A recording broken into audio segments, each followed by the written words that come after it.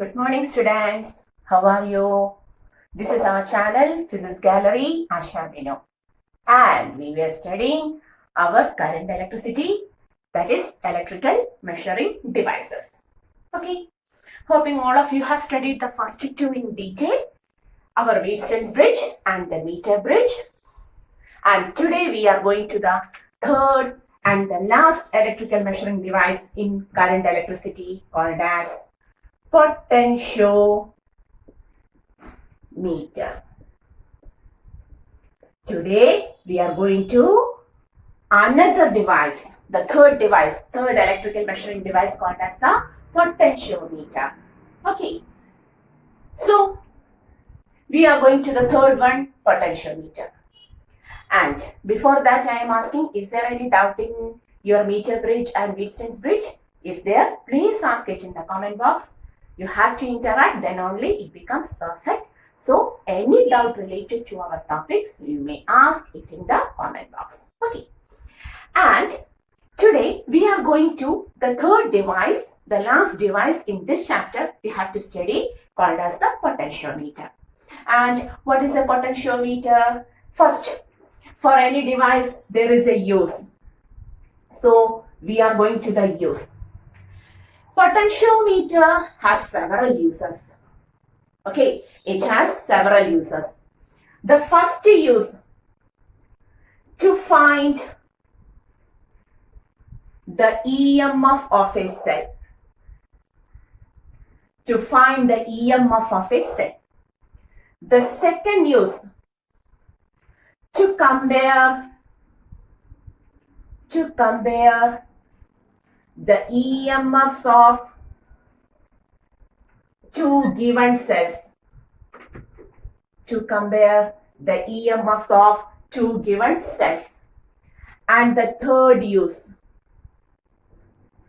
to find the internal resistance of a cell. To find the internal resistance of a cell. Okay, so what are the uses of a potentiometer? Tell me the uses of a potentiometer. The first one, to find the EMF of a cell. Second one, to compare the EMFs of two given cells. And the third one, to find the internal resistance of a cell. To find the internal resistance of a given cell. Okay, so if a cell is given, suppose a cell of EMF E and internal resistance R, we can find the EMF, we can find the internal resistance, and also if there is one more cell whose EMF is E dash, we can compare the EMFs of the two given cells by using our potentiometer. So what are the uses of potentiometer once more? To find the EMF of a given cell, to compare the EMFs of two given cells, and also to find the internal resistance small r of a cell. Okay, so we know what is the use of a potentiometer. And the second one, we are going to the working principle. What is the working principle? Here also, the working principle is the balanced condition of a potentiometer. The balanced condition of a potentiometer. In the three devices, we have the same use. We have the same working principle. That is in Wheatstone's bridge, in meter bridge, and in potentiometer also, we will take the balanced condition. We will take the balanced condition working principle, that is null deflection in the galvanometer. Now we know that. So before studying the potentiometer, please try to go through the meter bridge and Wheatstone's bridge. Okay, the first two devices. So the condition is balanced condition. It is the working principle. And now we have to go to the construction. We have to go to the construction. So in order to construct, I want some space. So I'm going to rub this. So you have to write the use, to find the EMF of a given cell, to compare the EMFs of two given cells, and to find the internal resistance of a cell. And the working principle is the balanced condition of a potentiometer. Okay. Now, we are going to the construction. Third one, construction.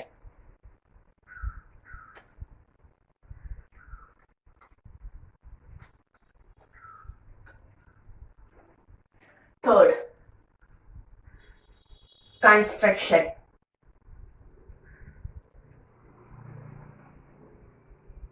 Okay. So our potentiometer consisting of a long wire. Our potentiometer consists of a long wire. Okay. Even 5 to 10 meter length wire. A wire of uniform cross section. So the potentiometer consisting of a long wire, even 5 to 10 meter in length. Since it is very difficult to take all of the length linearly, we can fold it like this. Okay. In such a way that each fold is 1 meter. Here to here the distance is 1 meter. Okay. Okay. Sometimes different metallic wires are taken and they are connected by means of metallic strips like this. They are connected by means of metallic strips like this. Practically it is taken like this. Different wires, 1, 2, 3, 4, 5, 6 wires of length 1 meter each, so that the total length becomes 6 meter. And they are arranged like this and are connected by means of metallic strips like this. It is also taken like this, and sometimes the long wire is bent in the form of, bent like this in such a way that each bending is 1 meter. And these points are taken as A and B. These points are taken as A and B. And to this A and B, we will connect a battery whose EMF is given as V0, whose EMF is given as non-EMF, a battery whose EMF is known to as V0, then a key and a variable resistance, rheostat, are connected to the A and B. Okay, are connected to A and B. Clear? So what we have taken? We have taken a long wire, even 5 to 10 meter length, but they are arranged in folded manner in such a way that each fold is of 1 meter length. Okay. Sometimes different uniform wires are taken made up of same material and they are connected by means of metallic strips if you don't get the long wire. Practically it is given like this. Okay, we take the potentiometer by taking different uniform wires connected by means of metallic strip. Okay, and what happens? It is connected to a battery of non-EMF. This is not just a battery of non-EMF V0, a key and a variable resistor. That is, we can adjust the resistance value. A variable resistor, and is made into a circuit. Okay, the first step in the working is, we have not completed the construction, but meanwhile we are talking about the first step. The first step in the working is switch on the circuit. The circuit is now closed. So what happens? Current begins to flow through the circuit. Okay, and we have to find the first step. Find the potential gradient. Find the potential gradient. What is potential gradient? What is gradient? In physics, a quantity divided by the distance is called as the gradient. Okay, quantity divided by the distance. That is, the potential gradient of the wire is, that is the potential difference per unit length of the wire is taken as V0 by L per unit length. So in order to find the potential gradient per unit length, you have to divide the total potential difference with the total length. So V0 by L. So what is the potential gradient? V0 by L. At first, switch on the circuit and find the potential gradient V0 by L. Okay. Now, that is our, we have already found out what is the potential difference per unit length of the wire. We know that. And in the next step, what was the use of a potentiometer? To find the EMF of a cell, to compare the EMFs of two given cells, and also to find the internal resistance of a cell. Okay, that means there are two cells. At first, we are taking the two cells having EMF E1 and E2. Okay, these two cells are now to be connected with the circuit. That is, from A itself, another wire is taken. Another wire is taken. Okay, and one of the cell with the EMF E1 is connected like this, and the another cell, the second cell, okay, like this, is also taken and connected to a two-way key. This is a two-way key. Do you understood what we have taken? We have got two cells of unknown values. E1 and E2 are not known to us. The two cells are connected from the A terminal itself. The two cells are connected from the A terminal itself. Two-way, this is a two-way key. What? Two-way key. That is, we can connect both E1 and E2 separately to the circuit by using this two-way key. Okay. This is the first point, this is the second point, and this is the third point. Is it clear?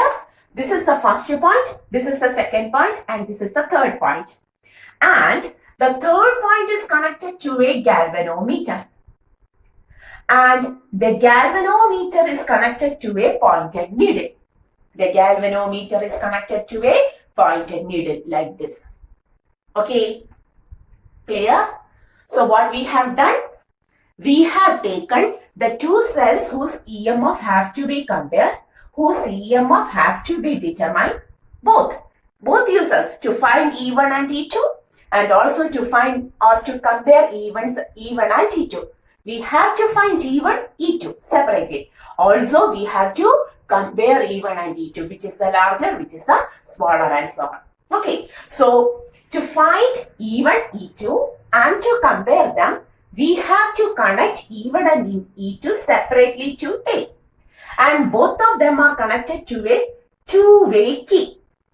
And the third point of the key is connected to a galvanometer, and finally a pointed needle called as the jockey.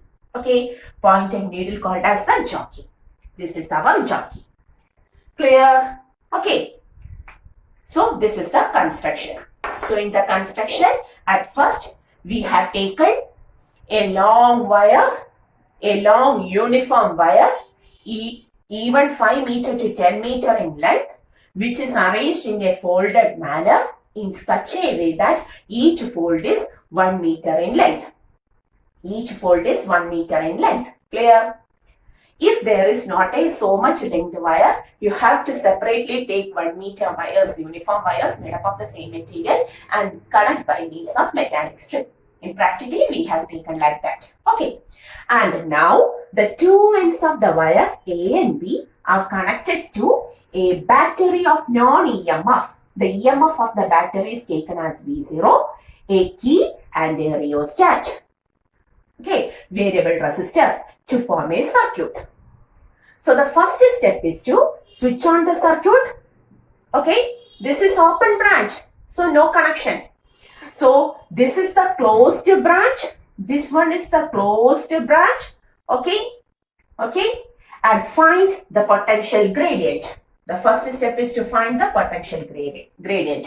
If V0 is the EMF, total EMF, and L is the total length of the wire, what is the potential gradient? What is the potential per unit length? It will be V0 by L. Okay, that is over. Now, we have to find the EMFs of two cells, E1 and E2. So, both E1 and E2 are connected separately from A. And both of them are connected to the 1 and 2 points, first and second points of a two-way key. And its third point is connected to a galvanometer and the jockey. Okay, and the third point is connected to the galvanometer and jockey. Clear? So this is the construction.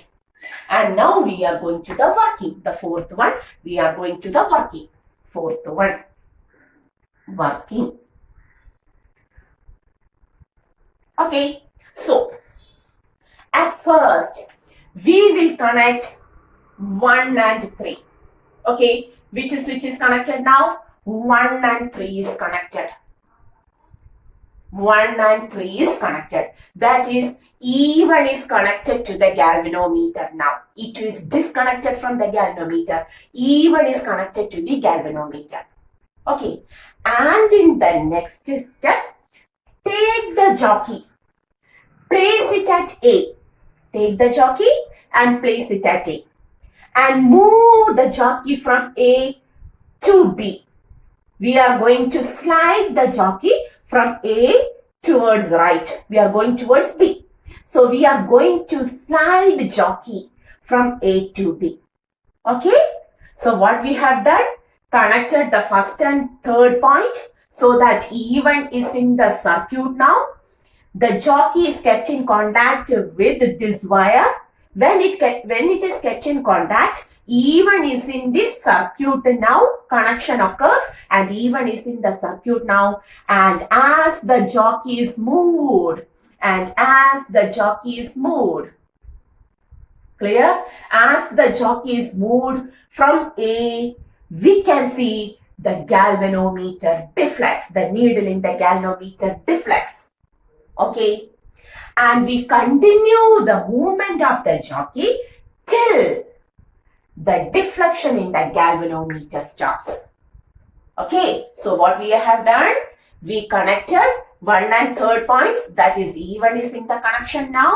The jockey is kept in contact with the wire and it is moved from A to B. When the jockey is slided from A, we can see the galvanometer deflects.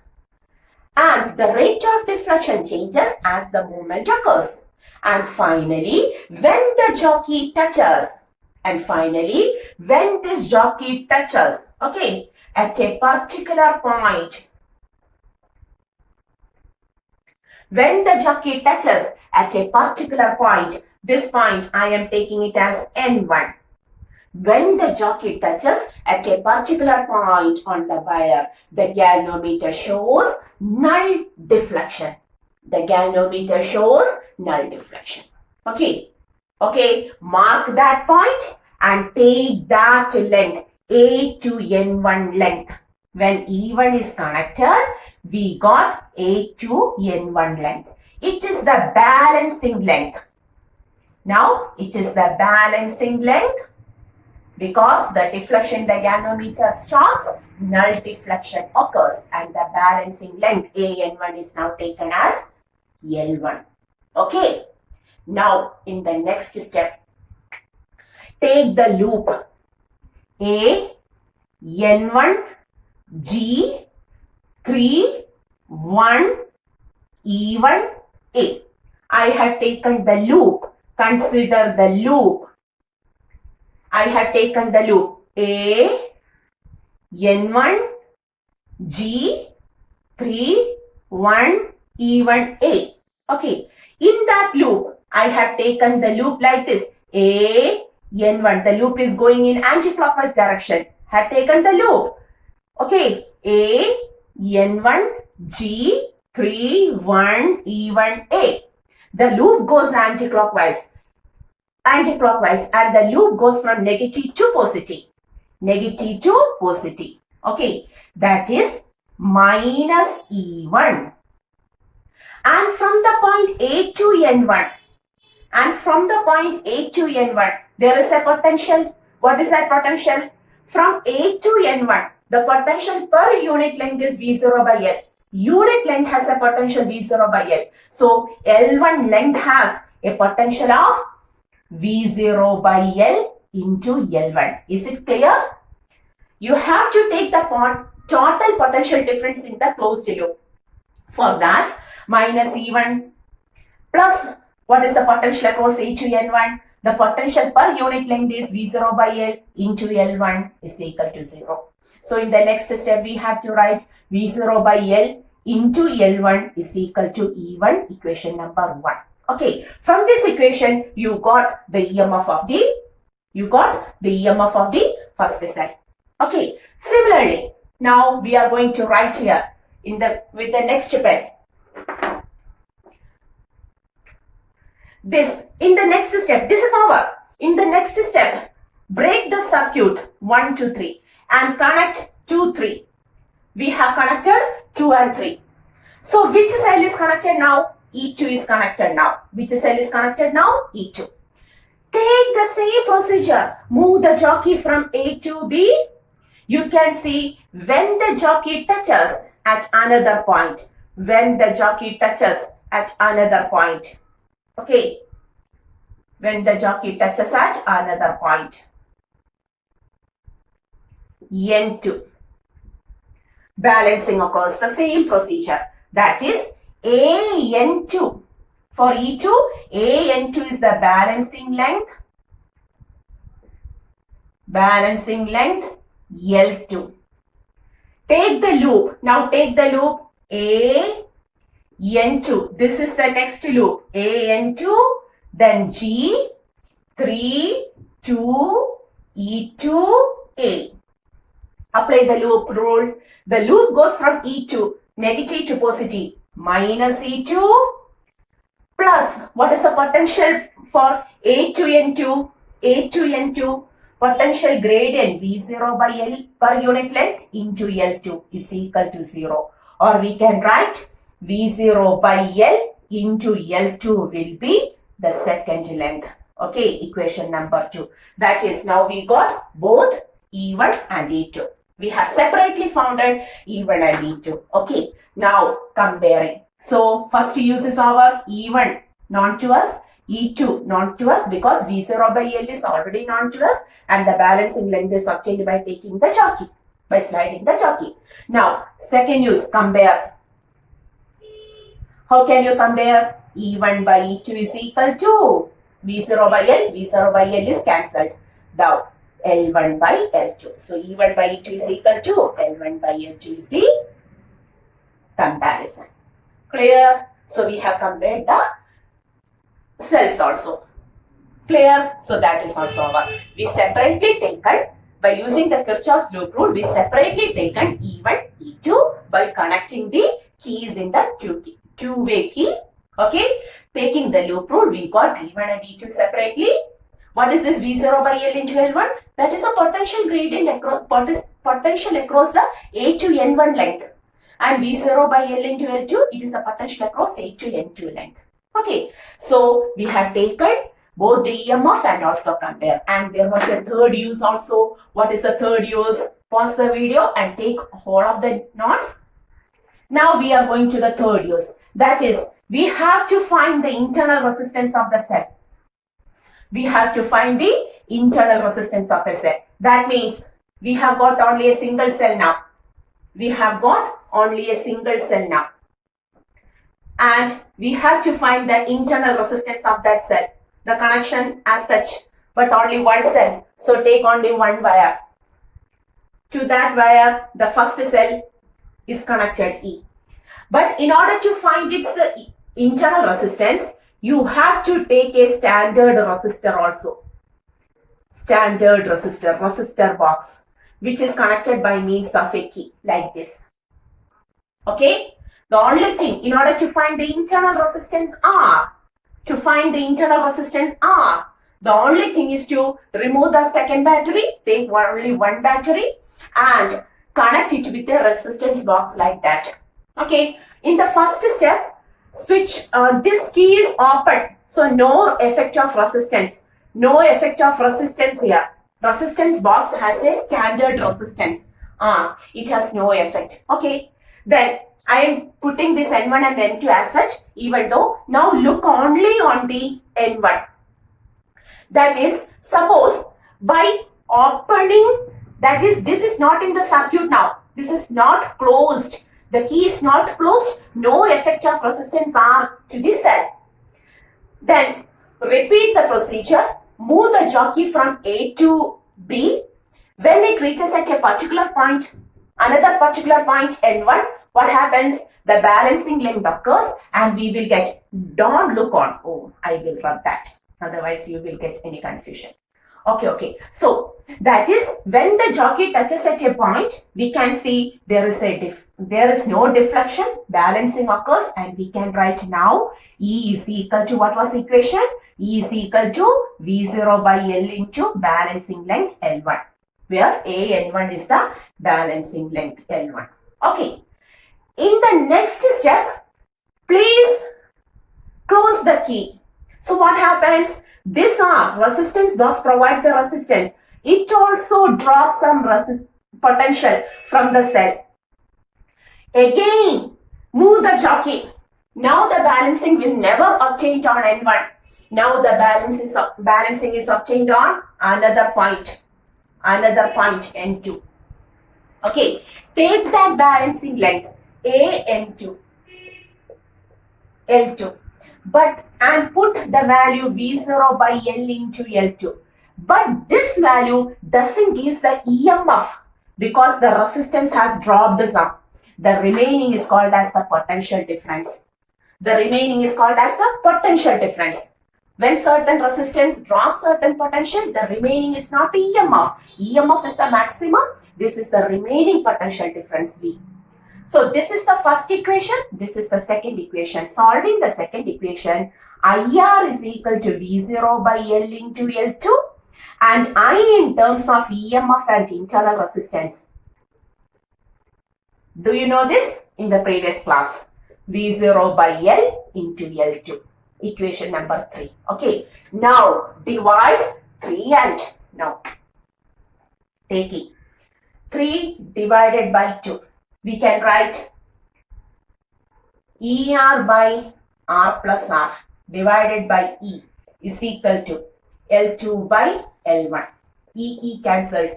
R by R plus R is equal to L2 by L1. Or R plus R is equal to L1 by L2 into capital R. Remaining, no space in the board. R is equal to L1 by L2 R minus R, or the internal resistance becomes R into L1 by L2 minus 1. The internal resistance, the same procedure of what?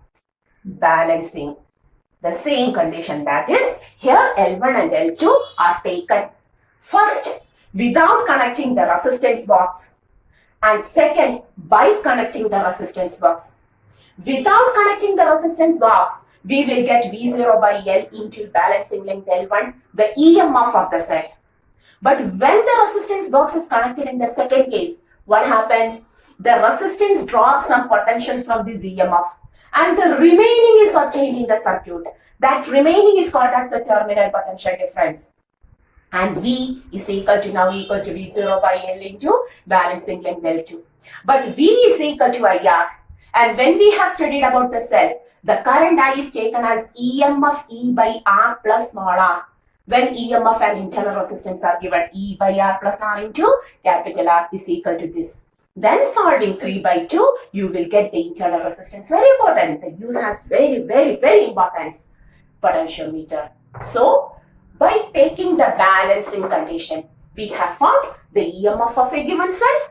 We have compared the EMFs of two cells. And also we have taken the internal resistance of the given cell. In 3 procedures, in 3 uses, the procedures are same. The only thing we have to take is properly connect the circuit and then move the jockey from A to B. Look on the galvanometer, whether the null deflection occurs, stop the movement sliding there and take the balancing length. That is the only thing. Already we know what is the potential gradient. V0 by L is taken as the potential gradient. So taking the total potential V0 by L into balancing length, you will get the EMF there. Okay. So this was the third use, potentiometer. You have to go through the class 2 or 3 times, then only it becomes perfect. Okay. Simple but somewhat complicated. So you have to go through the topic 2 or 3 times. One more thing, the reciprocal of potential gradient gives the sensitivity. The reciprocal, you have to write. The reciprocal of potential gradient gives the sensitivity. How much sensitive? Sensitivity. How much sensitive is the potentiometer? Is taken by taking the reciprocal of potential gradient. That is also a factor which is asked frequently. Okay. So we have completed the topic potentiometer. Study well, go through the classes, go through the topic 2 or 3 times, then only it becomes perfect. The topic is simple, but just going through it doesn't get it. You have to clear each and every topic very well. So till the next class, study well, stay well, and this is our channel, Physics Gallery, Asha Minu. See you.